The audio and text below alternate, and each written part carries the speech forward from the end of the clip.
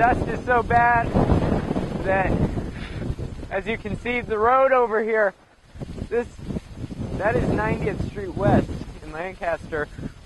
There's a house actually behind me that I can't even see right now. The dust is so thick. Cars have actually had to stop on 90th Street West here because the visibility is so bad.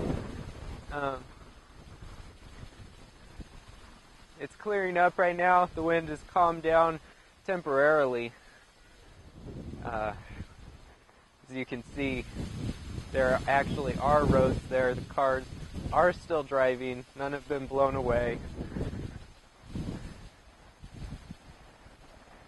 But the dust continues to come, and the wind still blows here in Lancaster.